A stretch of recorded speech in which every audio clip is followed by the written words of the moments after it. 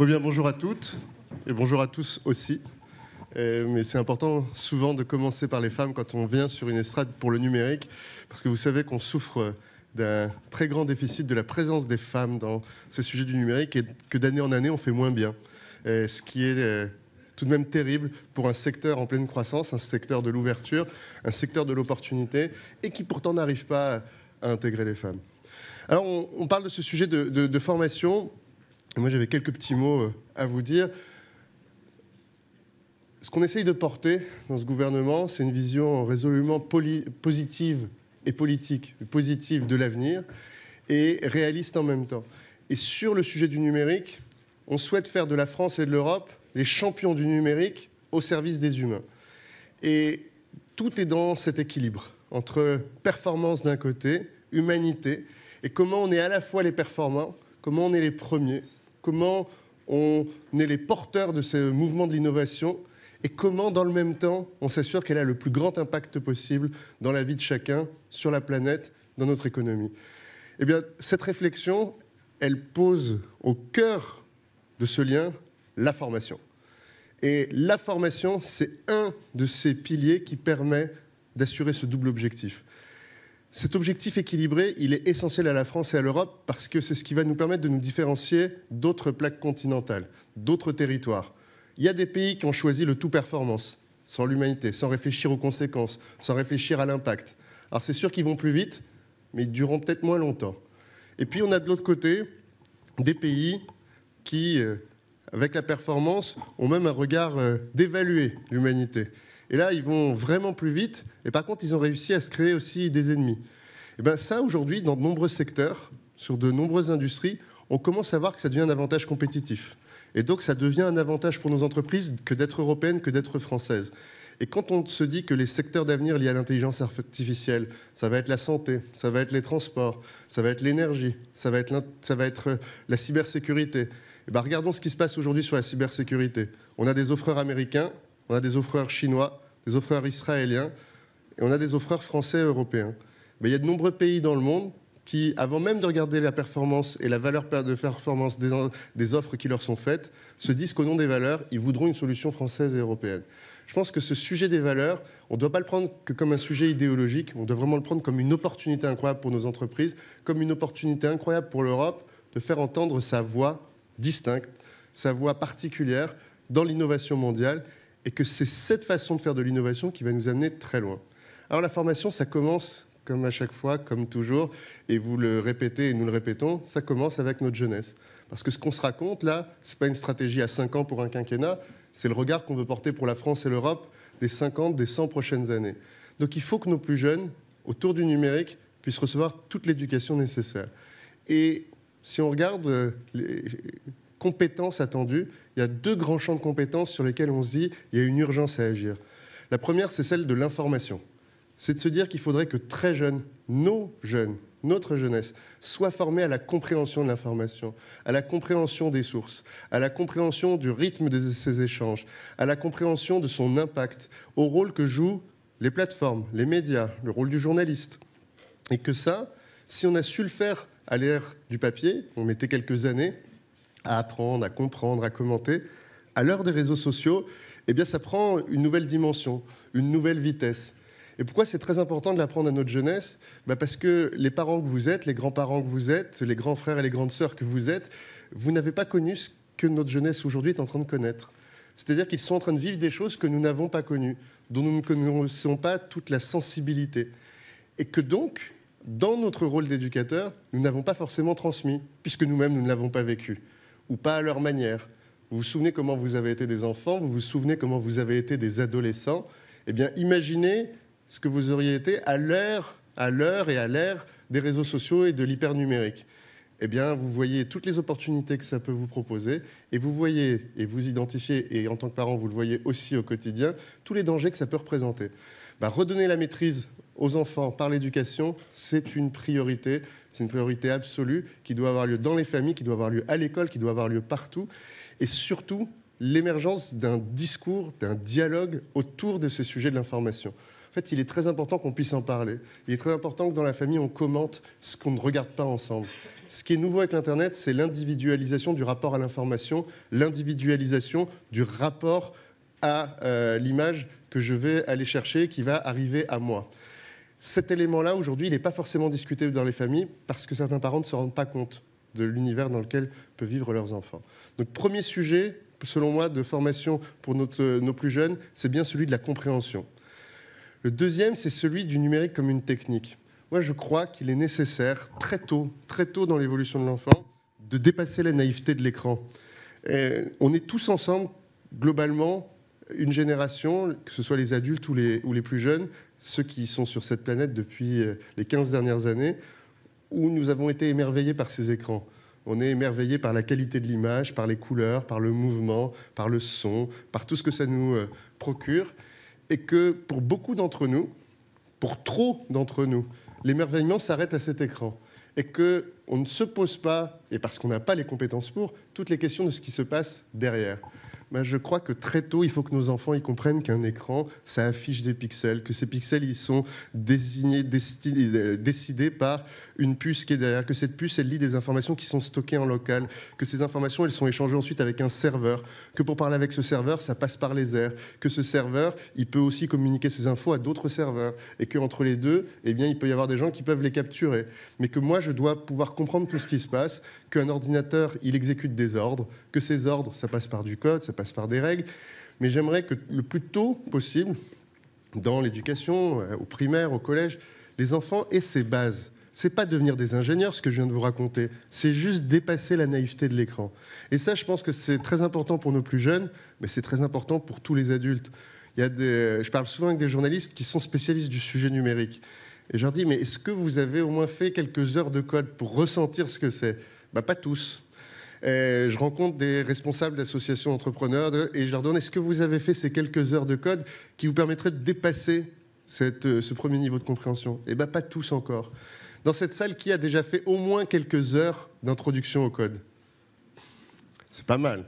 J'ai posé la même question il y a 1 an ici même. Vous êtes beaucoup plus.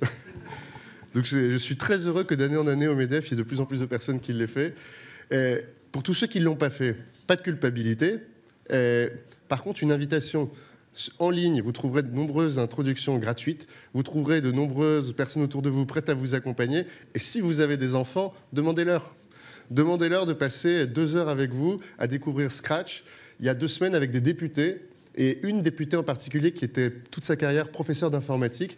On a invité une vingtaine de députés à passer une soirée à faire une introduction au code. Alors, ils ne sont pas sortis ingénieurs, mais ils savent tout ce que c'est qu'une boucle, ils savent tout ce que c'est qu'une information, ils comprennent ce que c'est qu'une variable, et donc ils ont dépassé un premier stade de compréhension de ce qui se passe dans le numérique. Moi, je crois que ces 2 éléments-là, dès le plus jeune âge, c'est des éléments essentiels.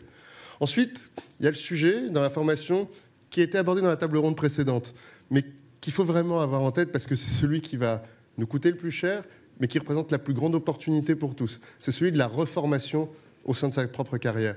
Aujourd'hui, on ne peut pas vous dire dans combien de temps tous les emplois auront été transformés. On ne peut pas savoir combien d'emplois vont disparaître et combien vont naître.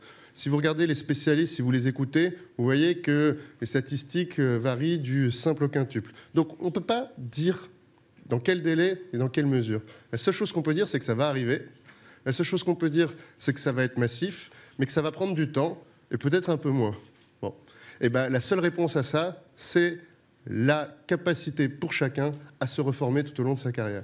Mais c'est la capacité, et c'est pour ça que tout à l'heure vous avez mis ce X autour de formation, c'est pas 2.0, 3.0, c'est recréer toutes les capacités de liberté et d'agilité pour que chacun ait la maîtrise des compétences qu'il souhaite acquérir, qu'il a à acquérir et qui lui permettront d'être encore plus libre ensuite. Il se trouve qu'on a déjà des beaux cas de succès de secteurs industriels où on a des ingénieurs. Donc là, on parle de Bac+5 reformés en Bac+5. C'est une population plus simple à reformer. Pourtant, c'est tout le monde qu'il faudra reformer. Mais d'ingénieurs qui voient leur métier disparaître parce qu'ils étaient ingénieurs spécialistes de disciplines qui ont été intégralement automatisés et qui, en moins d'1 an, en se reformant, vont devenir de bons ingénieurs chefs de projet du numérique, par exemple. Et bien ça, c'est des cas de reformation qui sont essentiels.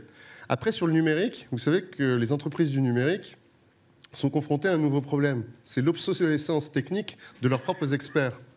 Parce que dans le numérique, il y a des modes de pensée. Ceux-là, ils ne sont jamais obsolètes. la façon de penser un projet, la façon de le structurer. Par contre, la compétence spécifique technique, elle se nourrit en permanence. Et toutes les entreprises du numérique qui marchent bien, ces entreprises qui investissent massivement dans la reformation permanente de leurs salariés. Quand vous travaillez avec une ESN, vous attendez de cette ESN qu'elle soit experte. Sinon, vous ne prenez pas une ESN à l'extérieur, vous faites ça avec vos salariés. Donc pour que votre ESN se tienne au niveau, eh ben, ça fait partie des secteurs qui investissent le plus sur leur formation de leurs experts. Et ça, c'est essentiel. Après, le numérique et la formation, c'est un troisième sujet qui est intéressant, c'est que le numérique, ce n'est pas un secteur comme les autres. Le numérique, c'est le seul secteur où il n'y a pas d'insider qui voudrait empêcher l'arrivée. Au contraire, il y a plein de places vacantes. C'est un secteur où tout le monde est en train de crier très fort en ouvrant les bras et en disant « Viens, rejoins-nous ». Et donc, c'est aussi le secteur qui est le plus à même à accueillir des profils différents, qui est le plus à même à accueillir des profils qui n'étaient pas attendus. Des ingénieurs, il n'y en aura pas assez pour la demande. Donc, on va essayer... Et nous faisons, avec la ministre de l'Enseignement supérieur, on va en former plus, s'assurer que l'université est capable de se mobiliser, elle aussi, pour former des ingénieurs, pour que chaque année, mais ça va prendre du temps, on ait de plus en plus d'ingénieurs qui entrent sur le marché du travail. Mais on a aussi des techniciens, puis on a aussi des assistants techniciens, les Bac+0, Bac+1 du numérique. Et bien aujourd'hui, et ça c'est vraiment une spécificité du numérique, on a été capable dans ces grandes entreprises, dans ces grandes organisations, de s'ouvrir à des nouveaux profils. Et notamment toutes les formations en France qui ont le label Grande École du numérique. C'est des formations qui accueillent tout le monde et dont le seul critère d'évaluation à l'entrée, c'est la motivation. On ne vous demande pas vos diplômes, on ne regarde pas votre expérience, on s'assure de savoir que vous êtes prêt à faire cette formation. Et après 6 à 8 mois de formation, vous devenez assistant développeur, parfois développeur si vous aviez des compétences avant, assistant back-office pour le e-commerce. Mais vous avez une compétences métiers et professionnelles directement utilisables dans des entreprises qui en ont immédiatement besoin. Et on a des entreprises capables de se mobiliser pour dire ben moi je suis prêt à vous accueillir. Moi jusqu'à aujourd'hui j'avais des ingénieurs autonomes qui faisaient tout eux-mêmes. Et ben je me suis adapté, j'ai structuré pour créer des équipes où je peux avoir des assistants techniciens qui travaillent avec des ingénieurs et qui construisent.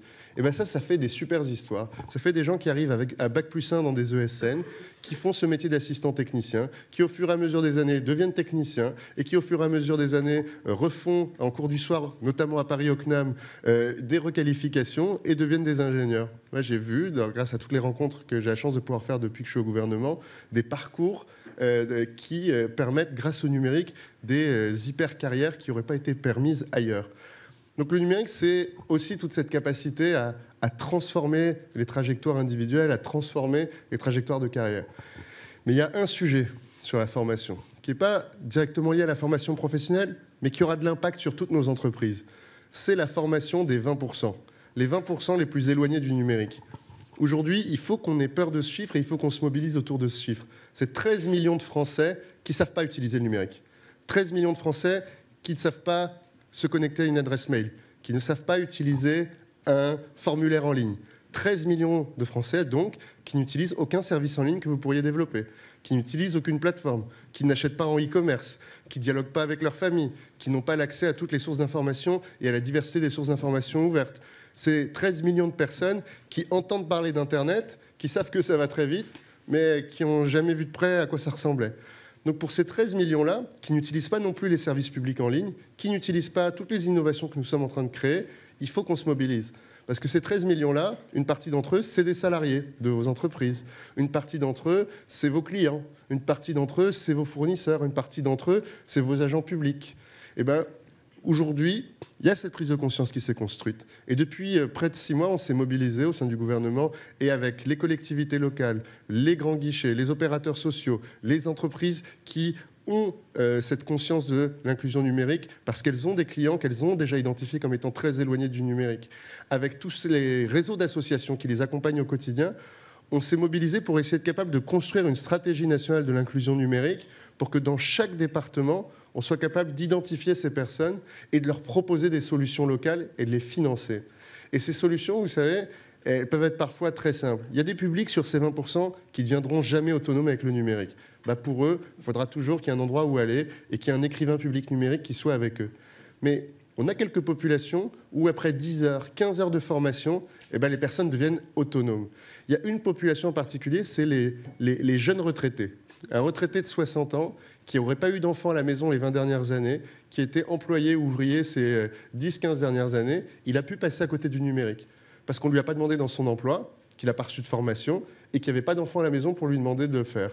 Et bien, ces personnes-là, qui sont encore complètement dans le dynamisme de la vie, qui ont besoin, qui ont l'envie de faire beaucoup de choses, on a vu que quand on a ces formations proposées, qu'elles sont gratuites et accessibles et de proximité, et ben, ça faisait d'eux des internautes en très peu de temps. Et ben, ça, se dire que ces évidences-là, elles peuvent créer un impact massif autour de nous, ça doit nous donner envie de nous mobiliser. Et puis, il y a un autre public que j'ai découvert et qui, pour moi, était à la fois celui qui m'a le plus surpris, le plus inquiété et en même temps le plus rassuré. C'est les jeunes de 18 à 45 qui avaient l'air complètement numérisés et pourtant, face à une démarche administrative, étaient incapables de la faire. C'est-à-dire qu'ils savaient lire le français, ils savaient utiliser massivement les réseaux sociaux, écrivant plus vite que moi parfois, mais tétanisés face au formulaire en ligne de Pôle emploi, tétanisés face à la déclaration annuelle qu'ils devaient faire de leurs ressources. Et là, vous voyez, c'est à la fois une peur administrative, une peur de l'administratif en ligne, qui, elle aussi, après quelques heures, se dépasse et fait d'eux ensuite des utilisateurs des services publics en ligne. Donc quand on se mobilise pour faire dépasser ceux qui ont ces blocages, en fait, on fait un autre effet dans la société. Et c'est là-dessus que je voudrais conclure. C'est si on ne s'occupe pas de ceux qui sont le plus éloignés dans nos entreprises, si on ne s'occupe pas de ceux qui sont les plus éloignés dans la société, on va créer des résistances. On va créer des résistances légitimes. À l'heure de l'intelligence artificielle, où on va tous connaître les 5, les 10 prochaines années, le même émerveillement que face à cet écran. On va voir des choses qu'on n'avait pas pensées. On va avoir des impacts sur la santé, sur le transport. On va continuer à être émerveillé par l'innovation. On aura deux possibilités. Soit de s'engager vers cette vision positive, de se dire il nous en faut plus, et il faut qu'on la maîtrise, et il faut qu'on se donne les règles pour la maîtriser. Soit on sera dépassé par ce mouvement et on entrera dans la peur, dans la résistance, et on voudra tout faire pour empêcher ce mouvement. Eh bien, il est de notre responsabilité, si on pense qu'on fait partie du premier groupe, de s'assurer qu'on attire vers nous et qu'on consacre le temps, l'argent et la volonté humaine à accueillir ces 20% et à accueillir toutes ces personnes qui doutent encore de cette innovation pour s'assurer que collectivement, on va vers ce chemin maîtrisé et de la performance et de l'humanité. C'est pour ça que je voulais échanger avec vous sur ces sujets aujourd'hui et vous montrer le rôle essentiel que joue la formation intérieure. Merci encore de vous réunir. Bravo au MEDEF d'organiser chaque année ce rendez-vous et à très bientôt.